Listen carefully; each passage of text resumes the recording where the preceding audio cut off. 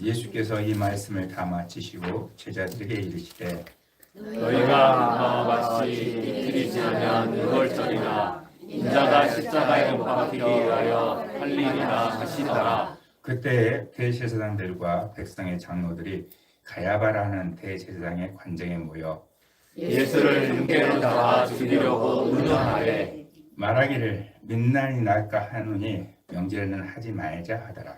예수께서 나다니나 남자 시몬의 집에 계실 때에 한 여자가 매우 귀한 향유 한 옥합을 가지고 나와서 식사하시는 예수의 머리에 부으니 제자들이 보고 분개하여 이르되 무슨 의도로 이것을 먹게 하느냐. 이것을 비싼 값에 팔아 가난한 자들에게 줄 수 있게도다 하거늘 예수께서 하시고 그들에게 이르시되 너희가 어찌하여 이 여자를 괴롭게 하느냐. 그가 내게 좋은 일을 하였느니라. 가난한 자들은 항상 너희와 함께 있거니와 나는 항상 함께 있지 아니하리라. 이 여자가 내 몸에 이 향유를 부은 것은 내 장례를 위하여 함이니라. 내가 진실로 너희에게 이르노니 온 천하에 어디서든지 이 복음이 전파되는 곳에서 이 여자가 행한 일도 말하여 그를 기억하리라 하시니라. 아멘. 아멘. 하나님께서 우리 모두를 사랑하여 주시고 이 시간 우리와 함께 해주신 줄로 믿습니다. 우리 함께 인사할까요? 서로 인사하겠습니다. 하나님께서 당신을 사랑하십니다. 하나님께서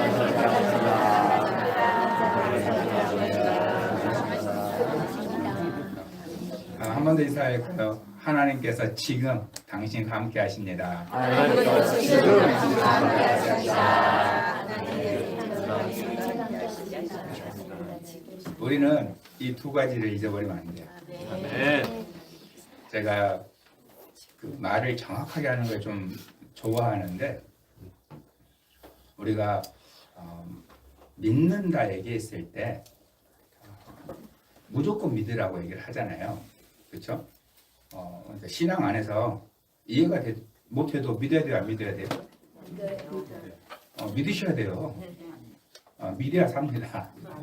이해가 안 돼도 제가 고등학교 시절에 하나님의 아들이 나를 위해서 죽었다는 것이 이해가 안 됐지만 그게 믿어지더라고요. 이해가 안 되지만 믿어졌어요. 그래서 우리 믿음의 선배들이 우리에게 무조건 믿어라 이렇게 얘기했는데 그런데 또 지금 우리 시대에 보면 무조건 믿으면 안 되잖아요. 뭐가 맞냐는 거예요. 자, 하나님은 무조건 믿으셔야 돼요. 아멘. 아멘. 하나님은 무조건 믿으셔야 돼요. 성경 말씀은 그럼 성경 말씀은 무조건 믿으셔야 돼요. 무조건 믿으셔야 돼요. 무조건. 여러분들이 이거 말도 안 돼. 예수님 우리 위에 기도하셨어. 말이 돼요, 안 돼요? 안 돼요. 왜? 예수님 사람이시니까. 말이 안 되는 거예요. 태초에 하나님 천지를 창조하셨어. 이건 말이 돼. 그런데 뭘로 창조하셨대요? 네. 말하니까 됐대. 빛이 있으라 했더니 빛이 있었대. 이게 이해가 안 되는 거예요. 그럼 어떻게 해야 돼요? 네. 아니 그냥 믿는 게 아니에요. 무조건. 네. 조건이 없는 거예요. 자, 그래서 우리 믿음의 선진들이 우리에게 가르쳐줬어요. 이해가 안 돼도 무조건 믿어라. 하나님은 무조건 믿어야 되고 성경 말씀은 무조건 믿으셔야 돼요. 아멘. 중요한 거. 제가 지금 설교를 하죠. 여러분에게 설교는 무조건 믿으시면 안 돼요. 믿는 거 맞아. 무조건이 아니에요. 왜냐? 설교는 하나님의 말씀을 전하는 게 맞지만 해설이에요. 해석. 해석은 무조건 믿어서는 안 돼요. 정말로 그러한가? 무엇 가지고? 네, 하나님 말씀, 성경 가지고. 정말 이거 너무 중요해요. 많은 사람들이 이단에 왜 빠지는 것인 건가? 이단이 뭐 가지고 말하는 거죠? 네, 성경 말씀 가지고 하는 거예요. 성경 말씀 가지고 한다면 우리가 따르지도 않지. 속지도 않지. 근데 너무나 성경 말씀 너무나 딱딱 맞아떨어지게 하는 거예요. 그러니까 이전에 내가 배운 적이 없는 거야. 완전 이건 새로운 진리야. 성경 가지고 얘기하니까. 근데 그것은 성경을 해석한 거예요. 성경 해석한 것은 정말로 그러한가 내가 분별해야 되는 거죠. 베레아 성도처럼. 정말 그러한가. 여기서 여러분이 혼돈이 있으면 안 돼요. 제가 여러분에게 무조건 믿자라고 말하는 건 두 가지. 첫 번째는 하나님, 두 번째는 성경 말씀. 그러나 사람이 말을 한 건, 사람이 성경을 가지고 말한 것, 그게 성경 말씀을 한다 할지라도 그 말을 해석한 거니까 분별하셔야 돼요. 정말로 그런 거야. 그래서 본문의 말씀을 보고 그분이 전한 것을 여러분들이 곡해해서도 안 되는 거예요. 잘못 받아들여서도 안 되는 거예요. 그 말씀 안에서 강조하는 것들이 다 있잖아요. 전체 하나님께서 우리를 사랑하셔. 이건 변하지 않아. 왜요? 하나님은 사랑이시니까. 근데 사랑하시는 하나님이 우리에게 때려요, 안 때려요? 여러분 자녀 때렸어요, 안 때렸어요? 안 사랑하세요? 사랑해서 때린 거잖아요. 그러니까 사랑을 잊어버리면 안 된다는 거예요. 그런데 지금 본문 안에서 그 상황은 하나님이 때린 거예요. 그러면 그 말을 들었을 때 여러분 어떻게 해석하셔야 돼요? 하나님은 나를 불꽃 같은 눈동자로 애가 지금 어기나 안 어기나 보자 하면서 지켜보면서 때릴 준비하고 계시는 나를 심판하신 하나님, 이렇게 많은 사람들이 받아들인다는 거예요. 그러니 하나님은 어떤 분이에요? 두려워요. 하나님이 두려워. 여러분이 정말로 두려워하는 그 사람 사랑할 수 있어요? 사랑할 수가 없는 거예요. 하나님이 나를 심판하시는 분이다, 이것만 생각하면 우리는 하나님을 사랑할 수가 없어요. 왜 하나님을 섬기는 거냐? 안 맞으려고. 안 맞으려고. 왜? 성경 보니까 나는 하나님을 믿는데 그 하나님은 심판하시는 분이셔. 채찍질하는 분이셔. 불꽃 같은 눈동자, 그분은 주무시지도 않아. 그 하나님을 어떻게 사랑할 수 있어요? 많은 사람이 이렇게 오해를 한다는 거예요. 하나님이 우리를 왜 때려요? 내버려 두면 죽으니까. 내버려 두면 다치니까. 무엇 때문에? 사랑하셔서. 하나님의 모든 행동은 사랑이에요. 저는 그래서 정말로 제가 목사라는 위치로 있을 때 저희 아버지에게 너무나 감사한 게 이거예요. 제가 뒤지게 맞았지만 단 한 번도 아버지를 원망해 본 적이 없어요. 왜? 저를 때렸을 때 왜 때렸느냐? 저희 아버지가 소위 말해서 술 먹고 아니면 본인 화가 나서 기분 나빠서 저를 때린 적이 단 한 번도 없어요. 단 한 번도. 다 제가 잘못해서 맞을 짓을 해서.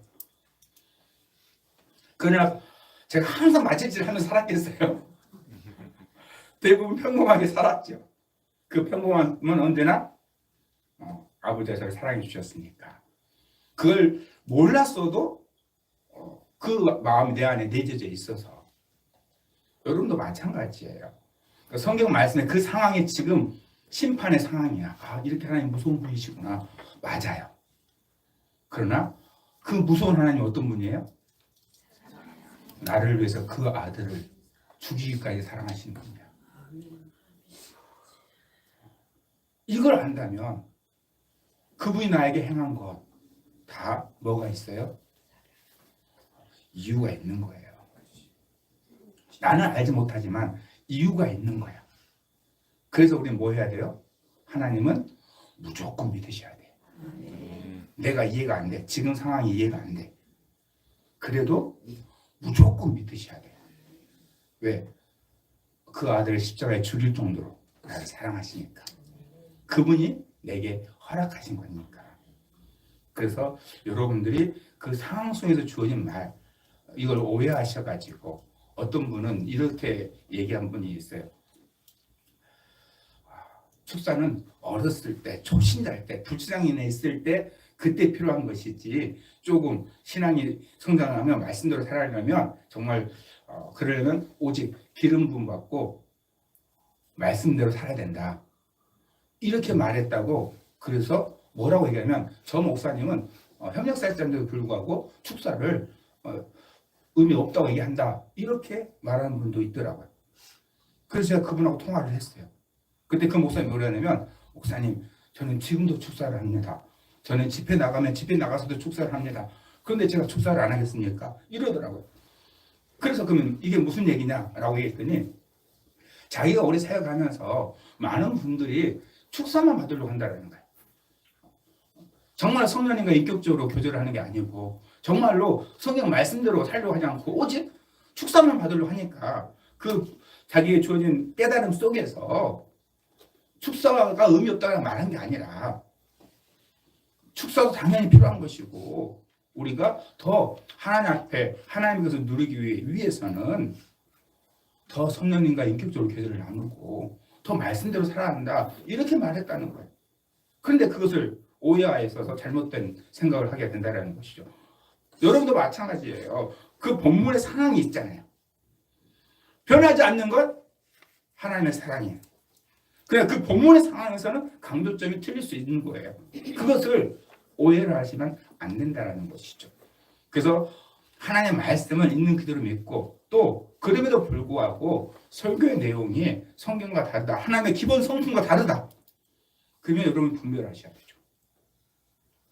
그래서 하나님 성경 말씀은 무조건 믿고 설교 말씀은 분별해서 믿고 그러셔야 됩니다. 아멘. 자, 여러분 분에게 한 번 더 인사합시다. 잘 믿읍시다. 잘 믿읍시다. 잘 믿읍시다. 잘 믿읍시다. 왜냐하면 똑같은 상황이 벌어졌음에도 불구하고 그 상황을 대하는 사람들의 모습이 다르게 나타나거든요. 오늘은 종료주일이잖아요. 종료주일이 예수님께서 예루살렘을 입성하실 때 유대인들이 종려나무 가지를 흔든, 그래서 종료주일이에요. 그러니까 왕이 오셨으니까 환영하는, 그래서 호산나 호산나 외치면서 다윗의 자손이여 우리를 구원하소서 말하잖아요. 그런데 예수님께서 이 종료주일의 의미를 통해서 우리에게 한 가지 가르쳐 주신 게 있어요. 그게 뭐냐면 21장 4절이에요. 읽을까요? 이는 선지자를 통하여 하신 말씀을 이루려 하시리라 알렸으되. 아멘. 그러니까 이는 바로 나귀를 타고 입성하신 것, 스가랴 선지자를 통해서 주셨던 예언의 말씀을 이루려 하심이에요. 그러니까 예수님의 모든 여정은 무엇이냐? 말씀을 이루는 거예요. 그러니까 하나님께서 말씀하신 것을 이루는 것이 예수님의 삶이에요. 자, 우리 입장에서는 예수님께서 나를 위해서 나를 사랑하셔서 십자가에서 죽으셨어요. 지금 예루살렘에 입성하신 것은 죽으러 가신 거잖아요. 사람들은 외쳐요. 호산나 호산나, 이제 왕이 왔다. 이제 우리가 독립한다 라고, 하나님께서 정말 위대한 선지자를 보내주셨다 라고 외쳐요. 그런데 실제는 예수님이 죽으러 올라가신 거죠. 이게 뭐냐? 바로 말씀을 이루게 하심이에요. 예수님은 철저하게 말씀을 이루기 위해서, 우리를 사랑하셔서 십자가를 지셨지만, 우리에게 은혜를 주시기 위해서 십자가를 지셨지만, 예수님의 개인적인 가장 중요한 건 뭐냐면 말씀을 이루는 거예요. 이것은 우리의 인생에게 굉장히 중요합니다. 예수님에게 성공은 무엇일까요? 말씀을 이루는 게 성공이에요. 그럼 우리도 어떻게 해야 됩니까? 말씀을 이루는 게 성공이 되어야 합니다. 사람들이, 세상의 성공이 아니라. 계속, 그래서 우리는 뭘 해야 되느냐? 사실 계속 생각을 청소하셔야 돼요. 생각을 바꾸셔야 돼요.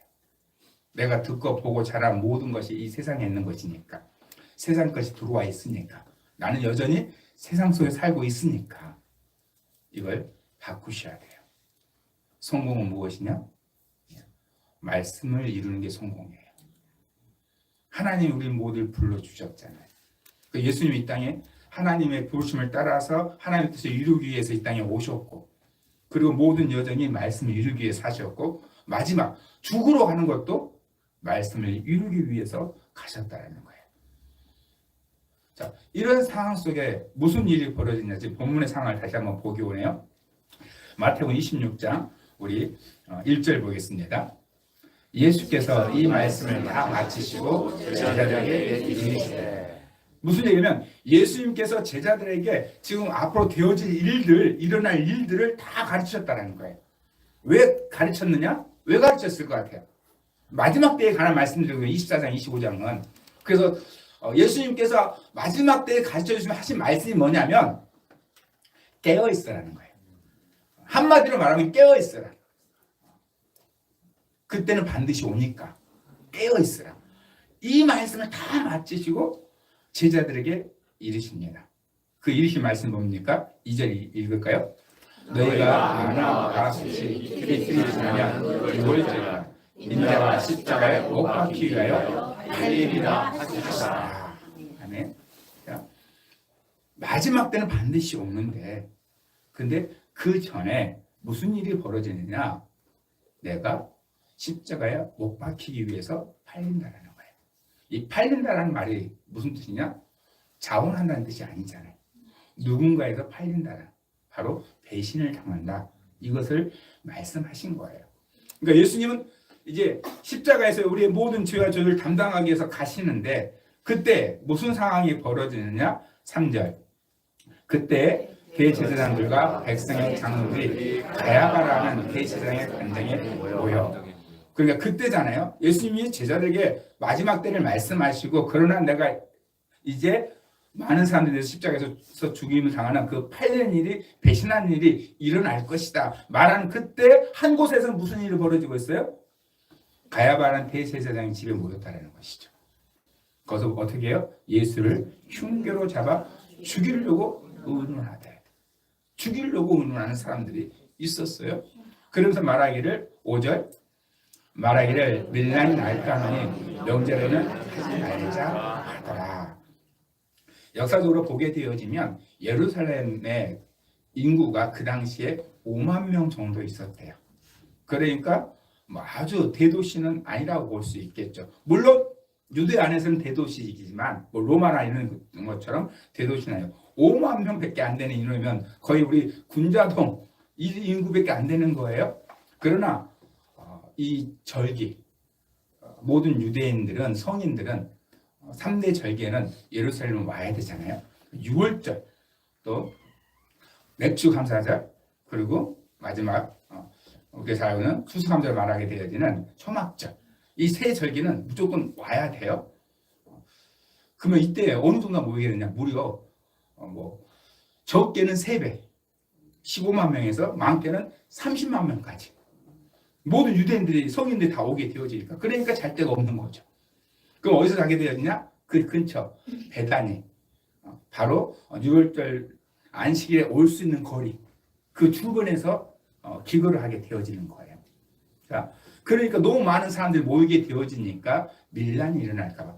그러면 이 절기에 사람들이 많이 모이잖아요. 그래서 그 당시에 가이사라, 그러니까 해변 도시에 새로운 도시가 하나 있는데, 그곳에 로마의 총독부가 가이사라에 있었어요. 왜냐하면 예루살렘은 거룩한 곳이니까 이방인이 살 수 없다 해서 가이사라에 둔 거예요. 그러나 이 절기 때는 로마 군인들이 예루살렘에 들어와요. 왜? 폭동이 일어날까 봐. 그렇게 되어지면 수많은 사람들이 죽임을 당하게 되어지니까. 그래서 명절에는 하지 말자, 이렇게 하게 되어졌죠. 이 상황 속이 지금 배경이 되는데, 그 다음에 이제 우리가 너무 잘 알게 되는 한 집에서 일이 일어났죠.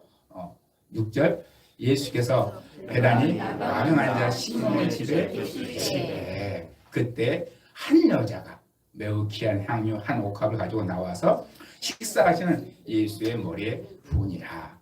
너무나 유명한 항우 옥합이 깨트려지는 이 상황이 벌어져요. 그때 제자들은 화를 냈었고, 그렇죠? 뭐라고 이것이 무슨 의도로 이것을 허비하느냐라고 말했잖아요. 자, 지금 이제 이 상황을 더 우리가 구체적으로 보기 위해서는 어디를 가야 되냐면 요한복음 12장을 가야 돼요. 자, 1절 볼까요? 유월절 열세 전에 예수께서 베다니에 계시니 이곳은 예수께서 죽은 자 가운데서 살리신 나사로가 있는 곳이다. 나사로가 있는 곳이에요. 근데 거기서 무슨 일이 일어나죠? 2절 거기서 예수를 위하여 잔치할세 마리아는 일을 하고 나사로는 예수와 함께 앉은 자 중에 있더라. 여전히 마리아는 잘 헌신해요. 여전히. 이 앞에도 마리아와 마리아 사건 일어났었잖아요. 아마 마리아가 정말로 그 음식을 맛있게 하나 봐요. 아마 저는 이 마리아가 굉장히 기쁘게 했을 것 같아요. 왜 기쁘게 했을까요? 아니에요. 아니에요. 1절에 써 있잖아요. 예수께서 죽은 자 가운데 살리신 나사로가 있는 곳이다. 그렇죠? 지금 이 잔치는 나사로를 위한 잔치예요. 왜냐하면 11장이 바로 나사로가 살아난 장이에요. 그래서 아마 이 마태복음하고 마가복음은 시몬은 그러니까 문둥병 환자였던 우리가 한센병인 시몬의 짐이라고 얘기했잖아요. 그러니까 아마 학자들은 그렇게 얘기를 해요. 이 시몬이 아마 예수님에 의해서 치료를 받았을 것이다. 아니면 나병 환자라는 뜻은 지금 실제 나병 환자에 걸려 있다면 그 자리에 있을 수 없어요. 부정하기 때문에. 그래서 치료를 받았기 때문에 사람들이 다 안 거죠. 저 사람은 나병 환자였었어. 그 시몬의 집. 근데 잔치를 벌어진 곳이 어디서 벌어졌어요? 시몬의 집에서 벌어졌다는 거죠. 그래서 나사로는 어디에 있어요? 이제를 보게 되면 예수와 함께 앉은 자 중에 있더라. 그러니까 이 잔치는 누구를 위한 잔치냐? 나사로를 위한. 물론 그 기적을 행하신 예수님 앞에 드려진 잔치지만 마르다가 모든 소망이 끊어졌잖아요. 다른 사람은 나오지 않아요. 오직 나사로와 마르다, 마리아 이 3남매만 나오거든요. 아마 부모님이 안 나와요. 왜 안 나왔을까요? 아마 돌아가셨을 거예요. 그러니까 그 집의 가장은 누구예요? 나사로죠. 유대인 사회에서 가장이 없다라는 것은 자기를 보여줄 존재가 없는 거거든요. 그래서 모든 소망이 끊어진 게 11장이에요. 죽었으니까. 그런데 예수님 살려주셨잖아요. 그 잔치를 준비하는 거면 마리아가 있든 없든 상관없는 거예요. 이 은혜를 허락했어요.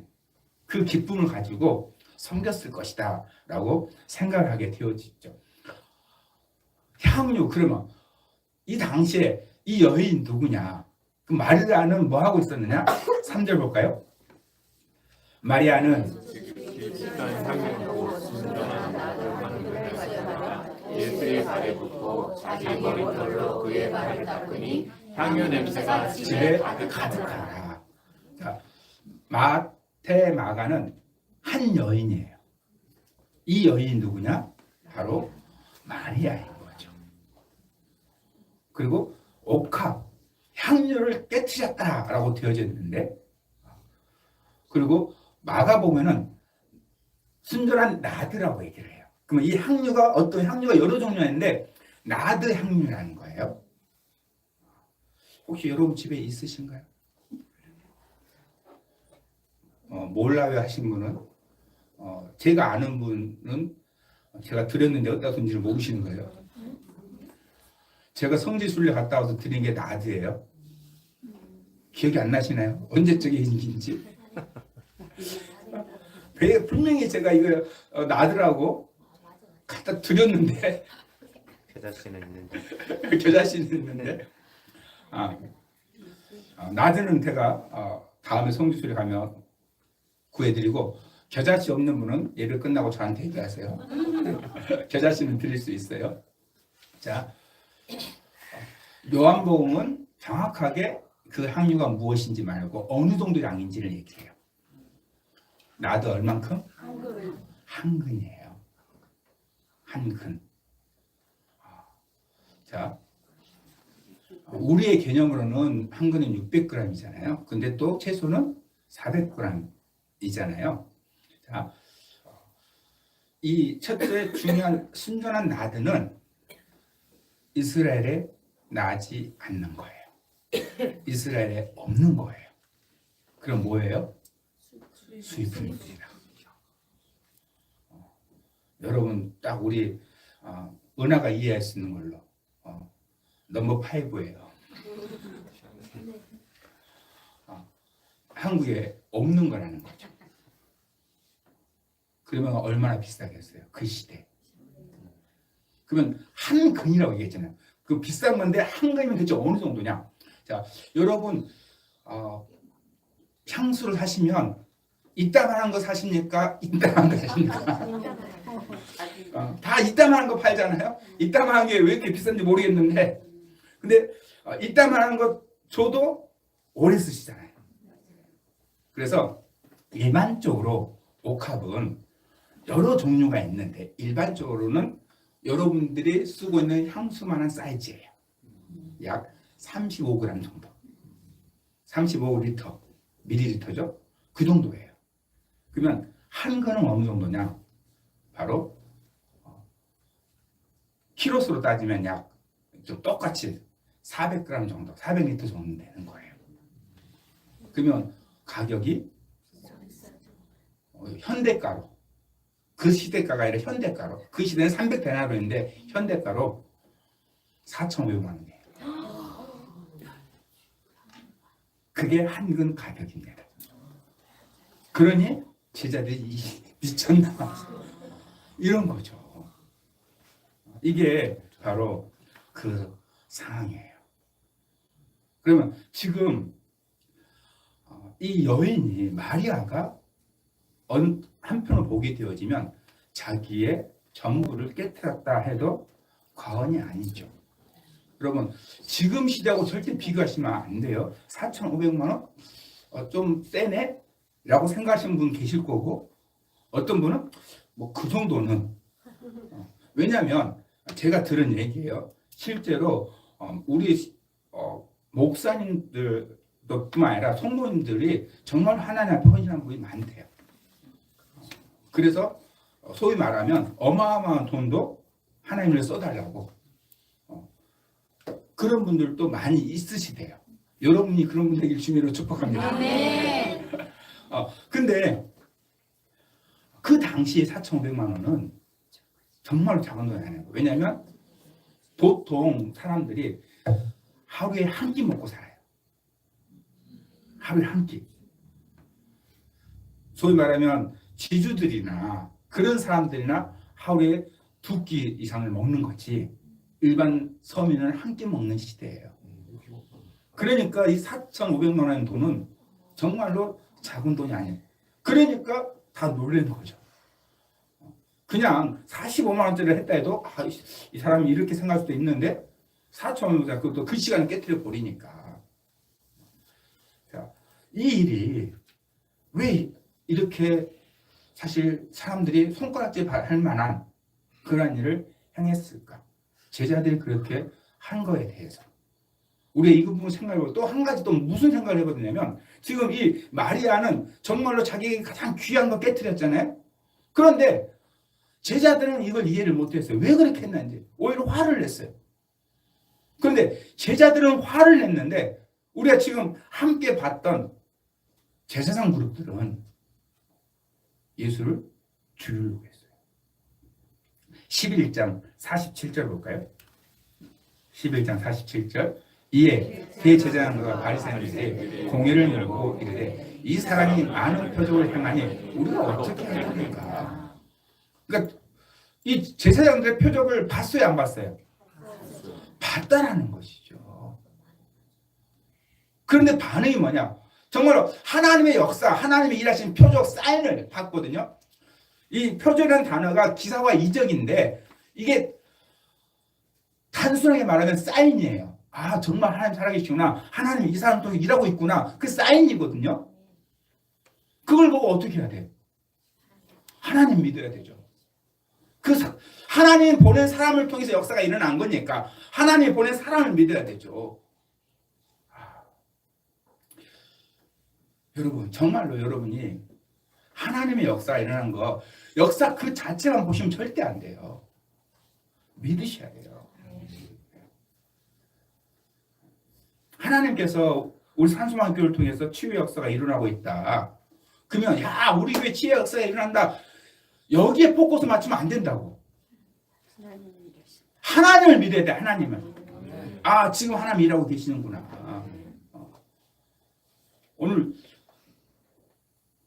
우리 집사님 한 분이 기도해 주라고 그랬어요.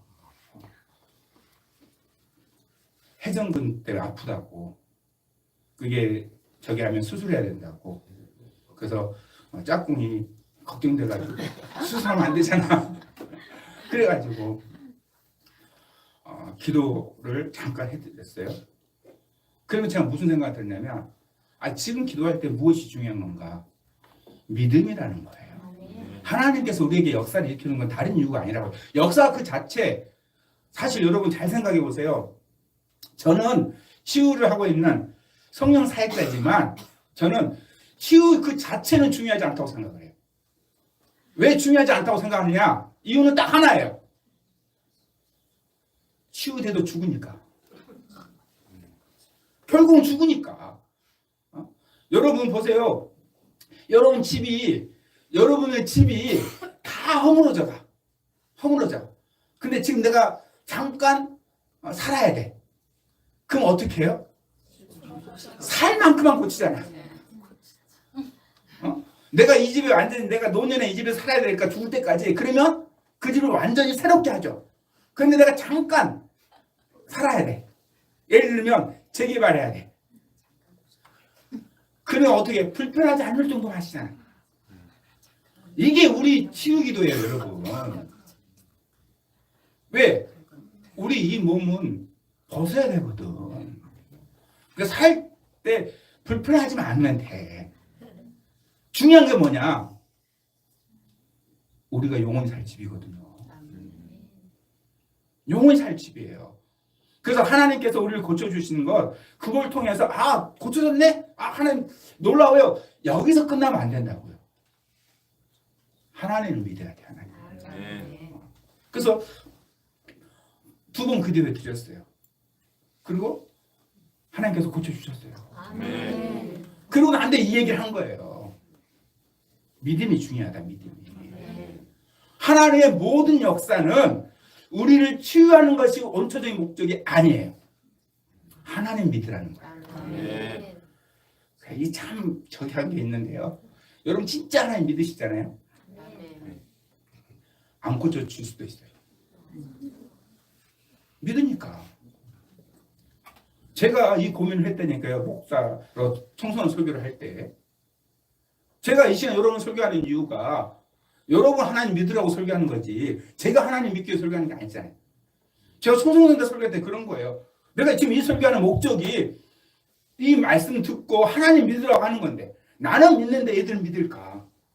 이 고민을 제가 한 거죠. 그런데 보니까 역사가 일어나도 안 믿는 사람들이 있더라고요. 오히려 그걸 비판하고. 지금 이 대세사람들이 그러잖아요. 그런 이유가 뭡니까? 48절. 만일 그를 이대로 두면 모든 사람이 그를 믿을 것이요 그리고 로마인들이 와서 우리 땅과 민족을 빼앗아 가리라 하니. 주여, 자기도 죽을까 봐. 그래서 내린 결론이 무엇입니까? 50절. 한 사람이 백성을 위하여 죽어서 온 민족이 망하지 않게 되는 것이 너에게 유익한 줄을 생각하지 아니하는도다 하였으니. 우리 다 죽는 것보다 한 사람이 죽으면 되지 않냐? 하나님 역사가 일으키려도 하나님 나라를 가르쳐줘도 하나님 살아계시는 보여줘도 지금 영원한 하나님 나라를 말씀해줘도 그 하나님 나라를 말하고 있는 그 한 사람이 죽으면 이 땅에 있는 나라가 평안하지 않냐? 모든 사람이 살 수 있지 않냐? 그게 대제사장들이 선택한 겁니다. 다시 말씀드려서 대제사장들은 하나님의 역사가 일어난 게 중요하지 않아요. 뭐가 중요해요? 아니에요. 말 정확하게 하세요. 자기를 위해서가 아니야. 땅의 것을 위해서요. 땅의 것을 위해서요. 그게 이 대제사장들을 위한 일인가요? 땅의 것을 위한 게 이 대제사장들 자기들을 위한 건가요? 아니잖아요. 오히려 자기들을 망하게 하는 거예요. 영원히 버림받는 일이에요.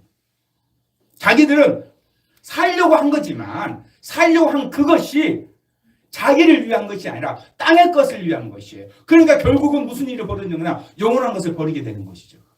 그럼 자기를 위한 게 맞나요? 자기를 위한 게 아니에요. 마리아는 어떻게 했습니까? 마리아는 자기에게 가장 귀한 것을 깨뜨렸어요. 땅의 것을 깨뜨렸어요. 왜 그러한 일을 했는지는 몰라요. 마리아의 방식이죠. 마리다의 방식으로 자기가 잘하는 것, 음식을 대접을 했어요. 여러분, 옆에 분, 이렇게 얘기하세요. 옆에 분에게. 따라서 하지 말자.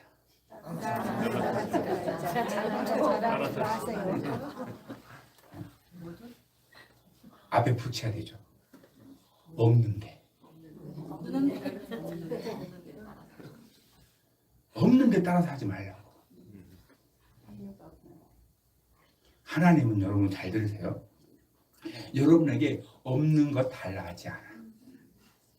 여러분에게 있는 것 달라요. 왜 그런지 아세요? 왜? 왜 없는 걸 달라지 않고 있는 걸 달라 하실까? 하나님이 주셨으니까. 하나님이 주신 거니까. 여러분 가지고 있는 거 누가 주셨어요? 하나님이 주셨잖아요. 하나님이 아신다고. 왜? 본인이 주셨으니까. 그럼 우리에게 뭘 달라고 했어요? 여러분이 가지고 있는 건 여러분 게 아니라고. 여러분 스스로 가지고 있는 게 뭐가 있어요? 별로 아무것도 없어요. 왜? 하나님이 나를 붙잡아주지 않으면 이 자리에 있을 수 없어요. 하나님이 나를 붙잡아주지 않으면 일할 수 없어요. 하나님 나를 붙잡아주지 않으면 내게 능력이 있어도 사용할 수 없어요. 우리의 모든 것은 하나님이 주신 거예요. 그래서 우리는 뭘로 살아야 돼요? 이 땅에? 청지기로 사는 거예요. 내 것이 아니라고요. 하나님이 주신 거예요. 그러니까 하나님이 내게 뭘 주셨는지를 하나님이 가장 잘 알아요. 그래서 하나님이 우리에게 뭘 요구하시는 거냐? 내게 있는 거 요구하시는 거예요. 그래서 없는 거 가지고는 따라하려고 하잖아요. 내게 있는데 누가 했어? 그러면 있는 거 가지고 해야죠. 그러나 그것도 따라서 하면 안 돼요. 어떻게 해야 돼요? 자원해서. 자원해서. 그래서 망한 사람이 성경에 있잖아요. 왜 그걸 아시면서 그렇게 따라하려고 그래요? 아나니아 삽비라. 여러분, 아나니아 삽비라가 자기가 가지고 있는 돈을 단순하게 말할게요. 다 여러분 아시니까. 여러분 집이 한 채 있어. 그 집을 팔았어. 그 중에 하나님 앞에 헌금하고 일부를 감췄어. 얼마인지는 모르지만 일부를 감췄어요. 여러분. 여러분 그렇게 못하시잖아. 여러분의 집 팔아가지고 일부 남겨놓고 하나님께 바쳐요? 아니라고. 아나니아 삽비라 엄청난 일을 한 거예요. 여러분. 근데 하나님이 진노하셨어요. 바로 데려가셨어요. 왜 그랬어요? 따라했잖아요. 바나바를 따라한 거예요. 칭찬받으니까. 바나바가 자기가 있는 거 다 바쳤네? 그리고 바나바뿐만 아니라 교회 성도들이 가진 것을 본인들이 다 바치네? 그러다 보니 나도 있네? 내가 안 하면은 거시기 하네? 그래서 바쳤잖아요. 하나님 전혀 필요 없어요, 여러분. 하나님 거지 아니에요. 정말 여러분 중요해요. 내가 가지고 있는 것도 따라 하시면 안 돼요. 자원하셔서 하셔야 돼요. 하나님 주신 거 감사해서, 오빠 살려준 거 감사해서, 내가 가지고 있는 거 가지고 열심히 음식 만드는 거고, 오빠를 살려준 걸 감사해서 내가 가지고 있는 가장 귀한 옥합을 깨트리는 거예요. 이 일을 사람들이 오해할 수 있죠. 공격할 수 있죠. 왜 그렇게 허비하느냐. 그런데 마리아는 그 한 행동을 가지고 오히려 예수님은 칭찬하셨어요. 마태복음 26장 10절 읽을까요? 예수께서 저희가 어찌하여 여자를 괴롭게 하느냐 그가 내게 좋은 일을 하였느니라. 아멘. 왜 그렇게 여자를 괴롭게 하냐고요. 마리아는 너무 감사해서 자기에게 가장 귀한 땅의 것, 세상의 것을 깨뜨렸어요. 너무 감사해서. 그러나 사람들이 봤을 때는 이건 허비한 거죠. 왜? 가난한 사람들한테 주면 되는데 그것을 왜 그렇게 했냐라고 사람들이 공격했잖아요. 근데 그 일이 뭐라고 말씀하셔요? 그가 내게 좋은 일을 하였느니라. 마리아가 지금 이 한 일이 좋은 일이라는 걸 알았을까요? 몰랐을까요? 몰랐어요. 왜 몰랐느냐? 마리아는 자기가 감사해서 자기에게 귀한 세상 것을 깨트린 거예요. 사람들이 조금 너무 과하다, 왜 저러냐 하는 그런 일을 행한 거예요. 마리아는 단지 하나님 앞에 감사해서, 예수님이 자기 오빠를 살려준 걸 감사해서 자기의 가장 귀한 걸 깨트린 거예요. 뭘 바라고 한 게 아니에요. 그냥 감사를 표현한 거예요. 근데 그게 전혀 다른 말을 한다는 거죠. 예수님이 너 너무 잘했다. 내가 너를 칭찬한다. 너가 이렇게 감사한 너를 내가 칭찬한다.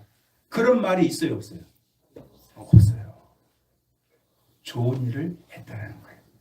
그 좋은 일이 뭐냐? 12절. 이 여자가 내 몸에 이 향유를 부은 것은 내 장례를 위하여 함이니라. 아멘. 이 일이 좋은 일이라는 걸 알 수가 없죠. 왜? 여러분, 산 사람에게 향유를 장례를 치기 위해서 뿌려면 좋아요, 안 좋아요? 자, 자녀된 입장에서 부모님의 장례를 준비를 해야 돼요. 그렇죠? 자녀된 입장에서 해야 돼요. 저희도 장인 사모님이 연세가 있으시기 때문에 생각을 해야 돼요. 그러나 부모님에게 사진 찍으시죠. 이런 말 하기가 쉬워요, 어려워요? 그렇죠? 근데 그걸 찍어놔야 정말 이쁜 사진으로 장례를 치르잖아요. 근데 지금 여러분 저보고 목사님 사진 멋있게 하나 찍으세요 하면 그래요 하고 찍을 거예요. 그렇죠? 그런데 여러분이 제가 뭐 예를 들어서 20년 뒤에 저보고 목사님 이쁘게 사진 한 장 찍으시죠? 그것은 해야 될 일이지만 거시기에 이게 그러니까 실질적으로 우리 시대는 그렇지만 그 당시에 죽을 사람에게 기름 부르는 경우는 없어요. 죽은 사람에게 하는 거지 죽을 사람에게 하지 않는다라는 거죠. 그런데 이 여인이 하는 게 뭐냐? 예수님의 장례를 위해서 했다라는 거예요. 이 여인이 전혀 모르게 행한 일인데. 근데 여러분, 이 일에 두 가지 의미가 있어요. 하나는 말씀 그대로 예수님의 장례, 이 전에 말씀이 십자가에 나를 팔리리라 말씀하셨잖아요. 이미 죽음을 말씀하신 거예요. 그래서 장례를 위해서 그것을 확증한 거예요. 정말로 예수님이 죽는다. 그래서 장례를 위한 것이라는 게 첫 번째. 두 번째 중요한 게 있어요. 예수님이 이제 십자가를 지시잖아요. 이제 죽으시잖아요. 예수님이 누구시죠? 메시아이시죠. 메시아는 기름 부음을 받은 자예요. 예수님이 성령님에 의해서 기름 부음을 받았어요. 그 누가복음 4장 18절 이하의 말씀에 주의 영이 내게 임사 내게 기름을 부으사라고 말씀하고 있죠. 그래서 예수님이 성령에 의해서 기름 부음을 받았어요. 그래서 예수님이 모든 사역 속에 기름 부음의 역사가 일어났어요. 그러나 예수님이 실제 기름 부음을 받은 곳은 마리아 이렇게 없어요.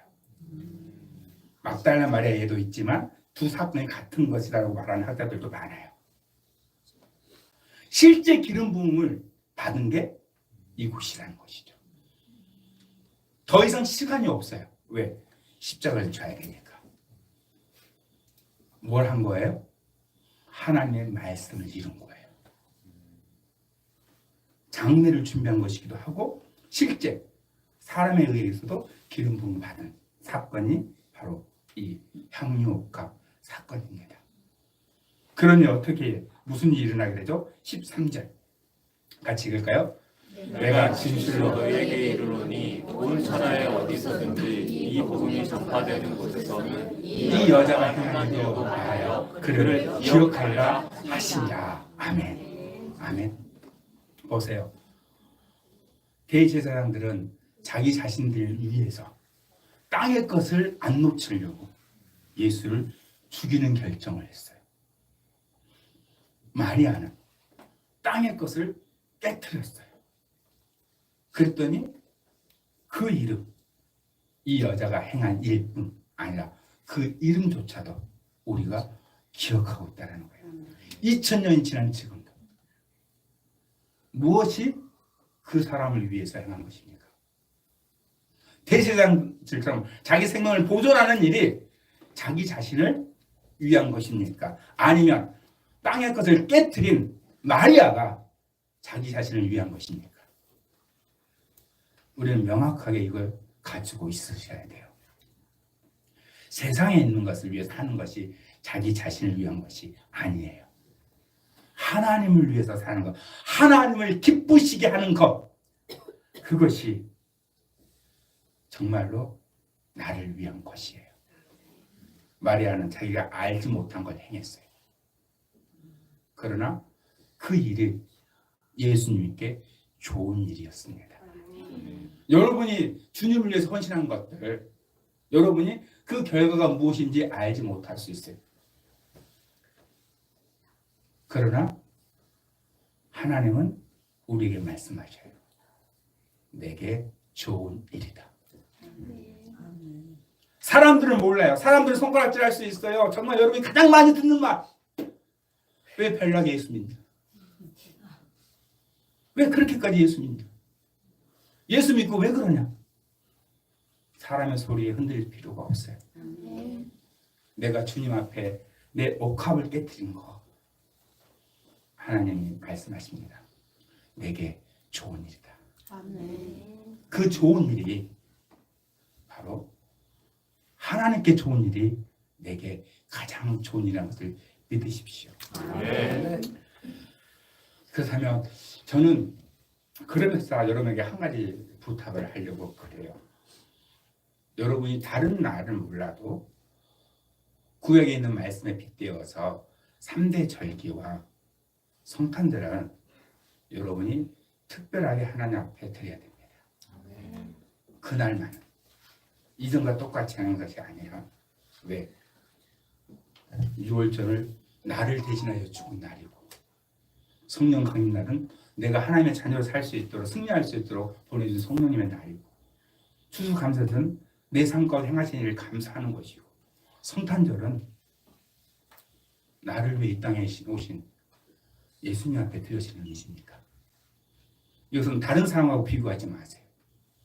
여러분이 할 수 있는 더 중요한 것 하나님 주신 것 중에서 하나님 주신 것 중에서 제가 어제 어느 한 분이 저한테 잠깐 얘기했어요. 자기가 하나님 앞에 너무 드리고 싶은데 없다고. 제가 그랬어요. 드리지 말라고. 하나님 주신 것을 하는 거예요. 자원하며 여러분이 향한 모든 것, 그게 물질뿐만이 아니라 여러분이 하나님을 향한 모든 것, 여러분이 이것이 하나님에게 어떤 것인지 모른다 한다 할지라도 하나님 말씀하십니다. 내게 좋은 일이라. 그것이 곧 나에게도 좋은 일이라는 것을 믿고 여러분 정말로 여러분의 옥합을 깨트려서 하늘에 쌓기를 주님으로 축복합니다. 아멘. 우리 함께 기도합시다. 하나님, 정말 우리가 하나님을 위해 살게 도와주옵소서. 땅의 것으로 하늘의 것을 살게 도와주시고 그 무엇보다도 하나님을 위해서, 하나님의 좋아하는 일을 위해서 하나님의 말씀을 이루며 살아갈 수 있는 우리가 될 수 있도록 도와주시라고 우리 함께 기도하면서 나아가도록 하겠습니다.